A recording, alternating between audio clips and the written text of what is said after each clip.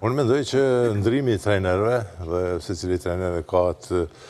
i pëlqen ky apo tjetër lojtar, meriton Ismaili normalisht që do t'i bie forma kur kemi parasysh minutazhin që e ka. Do thot nuk i beson shumë meriton Ismaili, andaj edhe ka minutazh të tillë. Më pastaj vrem edhe oscilimin e madh prej ndeshjes në ndeshje të një lojtari, mund të them ndoshta edhe kryesori i bashkimit Lejson Zeqiri. Pastaj oscilimet në formë të Samir Zekiqit, rënja e formës komplete Altin Morinës, ndërkaq Bunjaku po mundohet sado pak të jetë në atë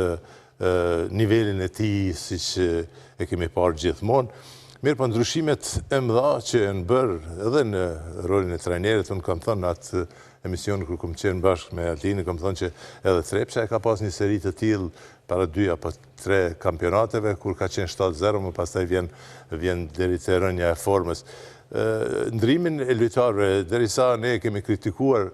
që lojtari qendrës Rikić nuk po jep atë maksimumin e vet, megjithatë po vrehet që ka qenë shumë më i mirë se sa Kops që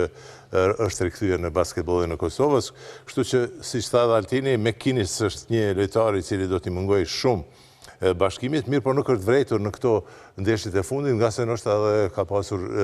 kundërshtar më të dobët, edhe orarin më të mirë, mirë po do të shohim bashkimi po mbetet në atë pjesën e epërme, është duke kryesuar me 1 pikë më tepër, megjithatë i ka disa ndeshje shumë të forta dhe në vijim të kampionatit mund të jetë në pozitën e parë apo të dytë, e cila e shpije menjëherë në garat e play-offit, ndërkaq që skuadrat që janë prej pozitës 3 dhe 6 ato duhet të luftojnë për të gjendën në play-off. Shohim ndeshje jo edhe interesante ndoshta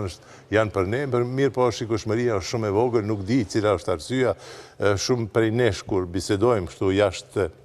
emisionit, gjithmonë themi se problemi kryesor ka qenë zbrazja e palestrave kur kanë qenë të stërmbushura për një ofendim të gjyqtarit apo gjëra të tilla apo të kundërshtarit, dhe me janë zbraz palestrat, kjo që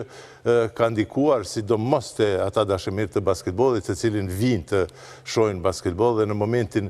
ndoshta kryesor për ta parë ndeshjen ata duhet të lagrohen nga palestra dhe kështu duhet të gjendet një formulë cila e sjell apo e kthen shikuesin në palestër. Unë mendoj që në garat e play-offit do të jenë palestrat të sërmbushura nga se vendoset se kush do të jetë në pjesën përfundimtare të kampionatit.